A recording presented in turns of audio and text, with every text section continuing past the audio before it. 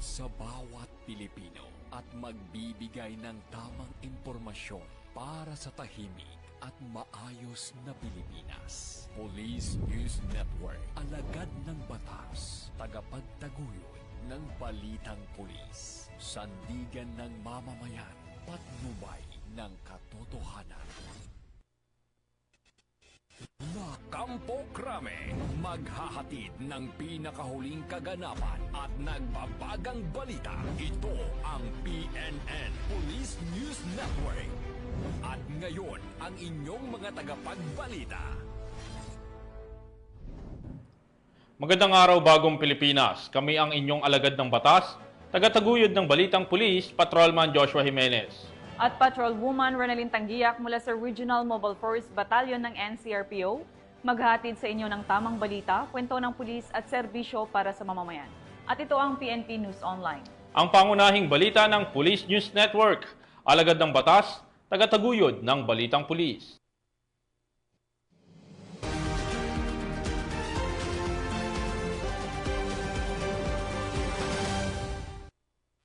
Balitang dapat niyong abangan.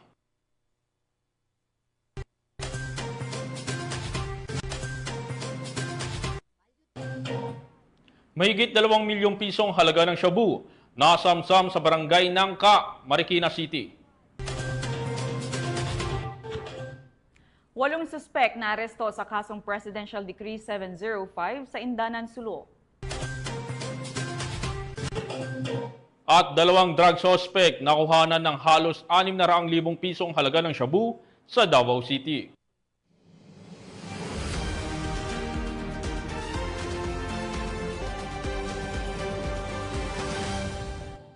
Narito ang mga balitang hatid ng ating PNN correspondents mula sa iba't ibang panig ng bansa.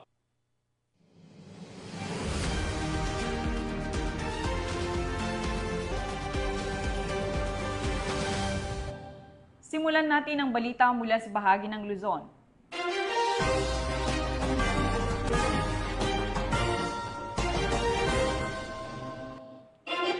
Sa patuloy na pagtataguyod ng maayos at tahimik na pagbabalik eskwela, hatid ng mga kapulisan, katuwang ang ibang ahensya, matagumpay na naisagawa ang Balik Eskwela Joint Community Outreach Program sa Basista, Pangasinan. Sa pamamagitan ng aktibong pakikibahagi sa mga makabuluhang programa tulad ng Balik Eskwela, na ipapakita ng mga pulis ang kanilang malasakit at dedikasyon, hindi lamang sa seguridad, kundi sa kabuuang kapakanan ng komunidad, lalo na ng mga kabataan. Yan ang balitang hatid ni Police Staff Sergeant Jandel Supremo. Sa layuning may paramdam ang suporta sa mga batang mag-aaral ngayong pagbubukas ng klase, matagumpay na isinagawa ng mga kapulisan kasama ang TGPCRECIG, ang Balik Eskwela Joint Community Outreach Program sa Patakbo Elementary School sa bayan ng Basista, Pangasinan, nito lamang Hunyo 18, 2025. Ang programa ay naisakatuparan sa pakikipagtulungan ng Global Peacekeepers and Community Responder, Anti-Crime Intelligence Group, katuwang ang Rome Italy Mother Chapter sa pangunguna ni na Mr. and Mrs. Pauldine Mark Solomon Co. Sinimulan ang aktibidad sa pamamagitan ng isang panalangin na sinundan ng isang makabuluhang mensahe mula sa Officer in Charge ng Pangasinan PPO sa pamamagitan ni Police Lieutenant Colonel Buenaventura Benavides III, kung saan inilatag ang isang komprehensibong plano at seguridad. In line with this, we have laid down a comprehensive and proactive security framework to ensure the safety and security of our schools across the province. In support of the Chief PNP School for prompt police response in action, we have strengthened our coordination mechanisms to make sure that any incident, big or small, will be responded swiftly, professionally, and with compassion. Nagbigay rin ng mensahe ang GPCRECIG Commander ng Pangasinan Chapter na si Louie Turalba Torres. Ito po yung unang-una kong napili na school.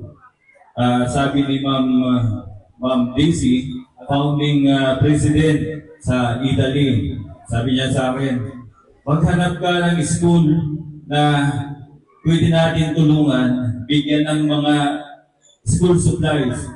Alam niyo, hindi po ako ng dalawang isip. Unang-una kong naisip, Patakbo Elementary School.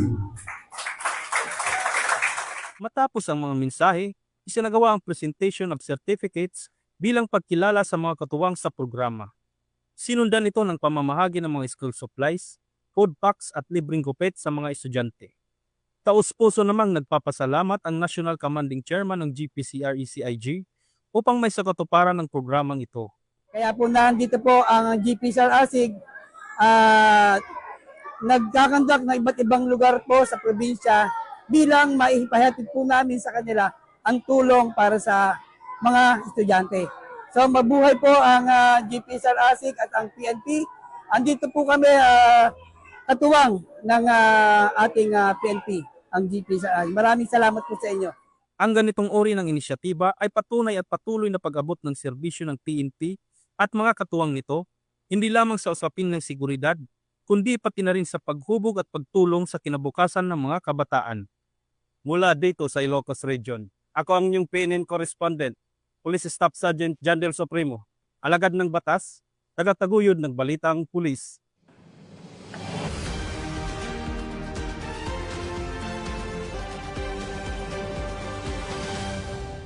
Sa pagpapatuloy ng Police News Network, nasamsam ang mahigit 2 milyong pisong halaga ng shabu ng mga tauhan ng Eastern Police District mula sa isang newly identified high-value individual sa isinagawang bypass operation sa barangay Nangka, Marikina City. Yan ang ibabahagi ni Patrolwoman Ivy Corporal. Muling nasakot din ng mga operatiba ng Eastern Police District sa isinagawang bypass operation ang isang sospek na dati nang nahuli sa kasong droga sa barangay Nangka, Marikina City. Kinilala ang sospek na si alias Rubin, 32 anyos, residente ng San Mateo, Rizal at ngayon ay newly identified high-valued individual. Nakuha sa kanya ang 295 gramo ng hinihinalang shabu na nagkakahalaga ng 2,006,000 pesos. Mahaharap siya sa kasong paglabag sa Section 5 at 11 ng Republic Act 9165 o mas kilala bilang Comprehensive Dangerous Drug Act of 2002. Ayon kay Police Brigadier General Aden Lagradante, ang tagumpay na ito ay patunay na patuloy ang pinagting na kampanya ng Eastern Police District laban sa ilegal na droga. Mula dito sa Metro Manila, ako po ang inyong PNN correspondent, Patrolwoman Ivy Corporal, alagad ng batas, tagataguyod ng balitang pulis. Salamat Patrolwoman Corporal. Samantala, matagumpay na isinagawa ang second quarter nationwide simultaneous earthquake drill ngayong umaga, June 19, 2025, sa ganap na alas 9 ng umaga sa harap ng National Headquarters sa loob ng Camp Brigadier General Rafael T. Crame, Quezon City. Ang aktibidad ay pinangunahan ng Philippine National Police, katuwang ang Office of Civil Defense at National Disaster Risk Reduction and Management Council bilang bahagi ng pinaigting na kampanya para sa kahandaan sa lindol at iba pang sakuna. Sa eksaktong alas 9 ng umaga, sabay-sabay na isinagawa ng mga kawani ng PNP at iba pang mga ahensya. Naroon ang drop, cover, and hold bilang paunang tugon sa isang senaryong lindola. Sinundan ito ng evacuation drill at simulation ng emergency response procedures gaya ng search and rescue, first aid at fire suppression. Kasama rin sa drill ang pagsasanay ng command and control systems, communication sa panahon ng sakuna at pag-coordinate ng mga first responders para masiguro ang mabilis at epektibong pagtugon.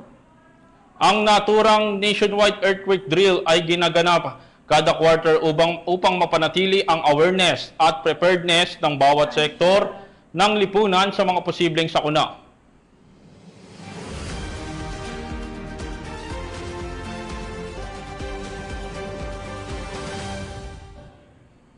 Tunghayan naman natin ang mga balita mula sa Visayas.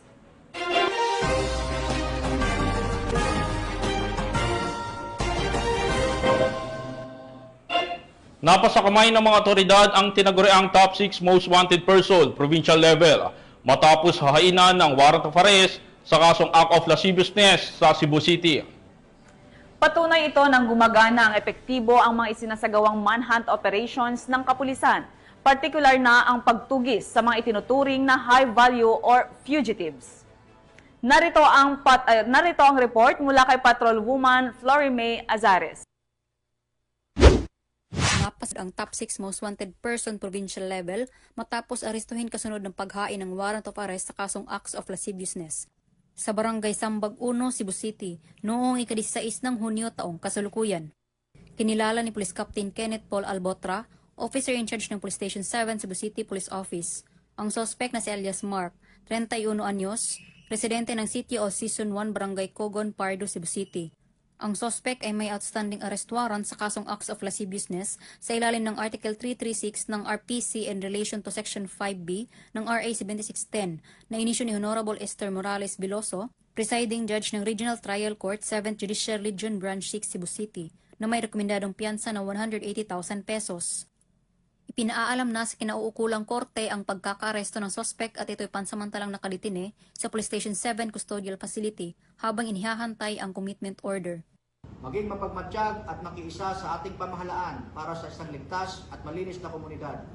Ipagbigay alam agad sa mga otoridad ang anumang kahinahinalang gawain. Sa pamamagitan ng determinasyon ng mga kapulisan, mas papaigtingin pa nila ang kanilang pagganap ng tungkulin upang mapanagot ang mga tiwaling individual at masiguro ang seguridad ng mga mamamayan tungo sa isang mapayapang bagong Pilipinas. Mula dito sa Central Visayas, ako ang inyong Police News Network correspondent, Patrolwoman Flora May Azares, alagad ng batas, tagataguyod ng Balitang Pulis. Maraming salamat, Patrolwoman Azares.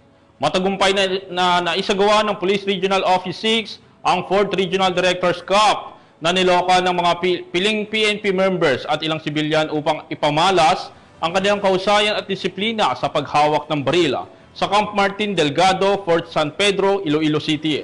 Nakatutok dyan si Patrolwoman Justin May Halyores. Matagumpay na isinagawa ng Police Regional Office 6 ang ika-4 na Regional Directors Cup nito lamang ika-17 ng Hunyo taong kasalukuyan sa Camp Martin Teofilo B. Delgado Firing Range. Ang aktibidad ay nilahukan ng mga piling miyembro ng kapulisan at ilang sibilyan na may interes sa marksmanship na nagtipon-tipon upang ipamalas ang kanilang kahusayan at disiplina sa paghawak ng baril. Layunin nito na bigyan ng pagkakataon ang mga kalahok na higit pang paunlarin ang kanilang galing sa pag-asinta habang isinaalang-alang ang tamang paggamit ng armas.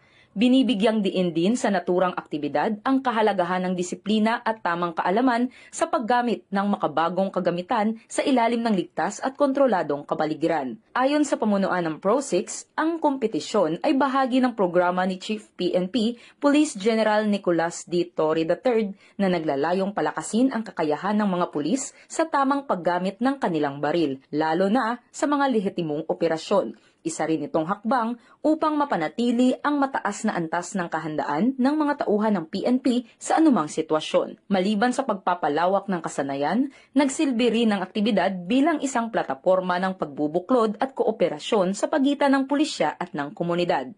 Sa kabuuan, ang matagumpay na pagsasagawa ng 4th Regional Directors Cup ay patunay ng patuloy na dedikasyon ng Philippine National Police sa pagbibigay ng dekalidad na serbisyo publiko at sa paghubog ng mas bihasa, disiplinado at responsableng tagapagpatupad ng batas. Mula rito sa Police Regional Office 6, ako ang inyong PNN Correspondent Patrolwoman Justin May Halyores, alagad ng batas, tagataguyod ng Balitang Pulis. Maraming salamat, Patrolwoman Justin May Halyores. Narito naman ang mga balita mula sa bahagi ng Mindanao.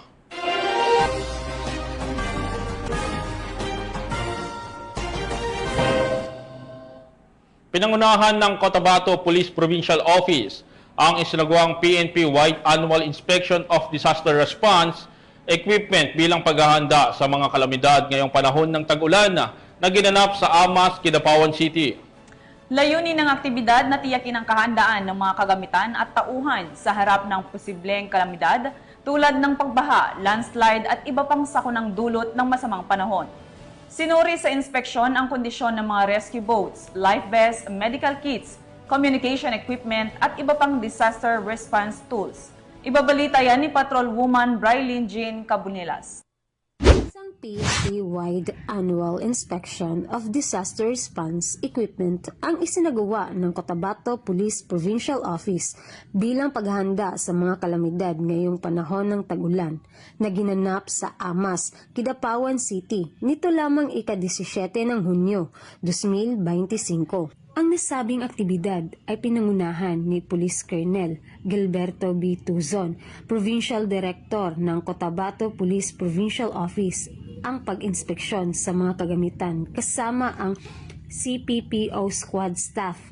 Kabilang sa mga sinuri ang mga kagamitang search and rescue equipment, ang mga hand tools, digging tools, emergency medical kits, communication devices at iba pa. Layunin ng aktibidad na ito na mapanatiling maayos ang mga kagamitan, lalong-lalo na sa search and rescue operation upang mapadali at mabilis ang pagresponde ng mga kapulisan sa oras ng pangangailangan. Mula dito sa Regional Office 12, ako po ang inyong PNN correspondent, Patrolwoman Briley Jean Cabunilas, alagad ng batas, tagataguyod ng Balitang Pulis. Salamat Patrolwoman Cabunilas. Naaresto na ang 8 sospek ng mga operatiba ng Sulu Maritime Police Station dahil sa paglabag sa Presidential Decree 705 o ang Batas Transportation of Forest Products sa Barangay Kahatian, Indanan, Sulu. Ang buong detalye ng balita mula kay Patrolwoman Verona Calagi. Aresto ang 8 individual dahil sa paglabag sa Presidential Decree 705 o ang batas laban sa illegal transportation of forest products nito lamang 16 ng Hunyo taong kasalukuyan sa Barangay Kadyatan, Indanan, Sulu. Ang operasyon ay sinagawa ng mga tauhan ng Sulu Maritime Police Station sa pamumuno ni Police Major Fritz James L. Madrid, Chief of Police. Sa isinagawang inspeksyon, nadiskubre ang tinatayang 30,000 board feet ng iba't ibang uri ng troso na may kabuang halagang 1,950,000 pesos. Nabigong magpakita ng kaukulang dokumento ang kapitan ng naturang bangka ukol sa legalidad ng kargamento na pag-alamang ang mga troso ay isinikay mula sa Languyan, Tawi-Tawi at patungong Sulu. Bukod sa mga troso, kinumpis ka rin ang mismong lancha na may tinatayang halagang 1,000,000 pesos. Ang mga suspek at mga nakumpiskang ebidensya ay dinala sa istasyon para sa kaukulang dokumentasyon at investigasyon. Nakipag-ugnayan na rin ang mga otoridad sa Ministry of Environment and Natural Resources and Energy BARM upang beripakahin at inventaryohin ang mga troso. Sasampahan ng kasong paglabag sa Presidential Decree 705 ang mga naarestong suspek. Ang mga kapulisan ay patuloy na nagbabantay laban sa iligal na pagputol at pagbebiyahe ng mga produktong gubat sa rehiyon tungo sa mas ligtas at luntiang Bangsamoro. Mula rito sa rehiyon ng Bangsamoro, ako ang inyong Police News Network correspondent, Patrolwoman Veronica Lagi, alagad ng batas, tagataguyod ng Balitang Pulis. Maraming salamat Patrolwoman Lagi. Isang matagumpay na anti-illegal drug operation ang ipinatupad ng mga kapulisan na humantong sa pagkakahuli ng 2 drug suspect at pagkasamsam ng halos 600,000 pisong halaga ng shabu sa Barangay Bago Aplaya, Davao City. Patrolwoman Sheena May Ilagan, ibalita mo.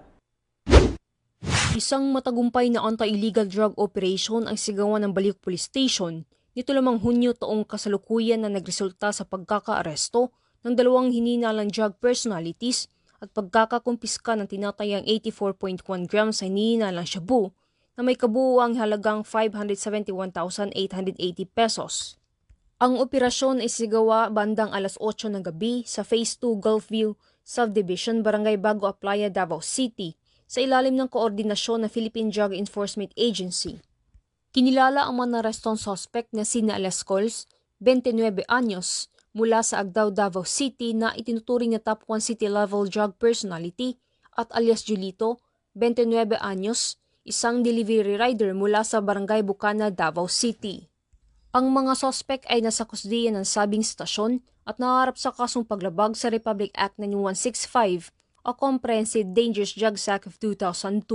Samantala, ang Police Regional Office 11 ay patuloy na pinapaigting ang laban kontra kriminalidad alinsun sa kampanya ng Bagong Pilipinas na panatili ng kapayapaan at kaayusan tungo sa pagsulong ng bansa.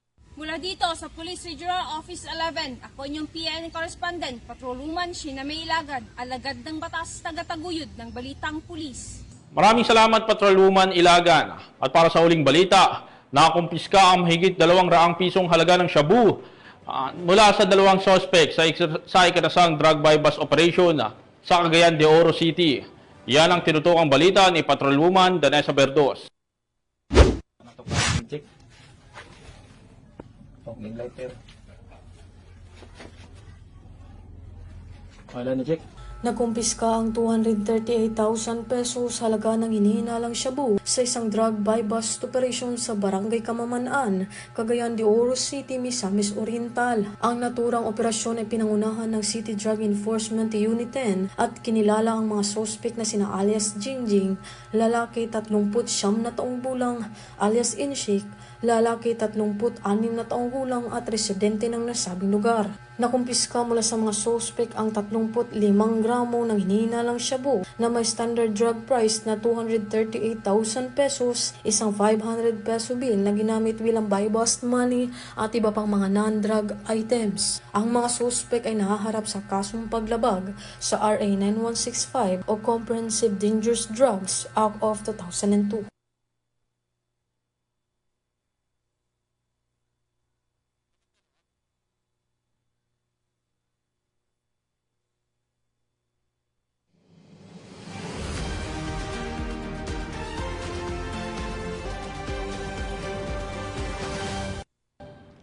At yan ang mga balitang nakalap ng ating PNN correspondents mula Luzon, Visayas at Mindanao. Mula sa pamunuan ng Philippine National Police sa pangunguna ni PNP Chief Police General Nicolas D. Torre III at sa pamumuno ni President Ferdinand Bongbong Marcos Jr., kami ay maglilingkod sa bawat Pilipino at magbibigay ng tama at balanseng balita dahil dito sa Bagong Pilipinas, ang gusto ng pulis, ligtas ka. Mula rito sa tanggapan ng tagapag-ugnay ng pambansang pulisya,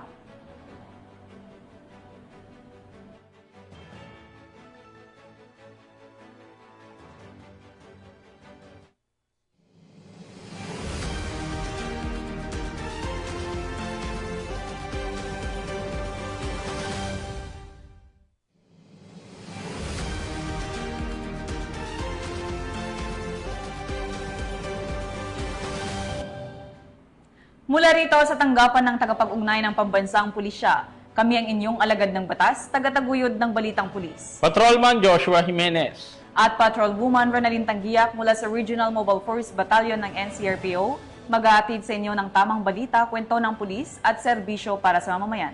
Ito ang PNP News Online. Ang pangunahing balita ng Police News Network.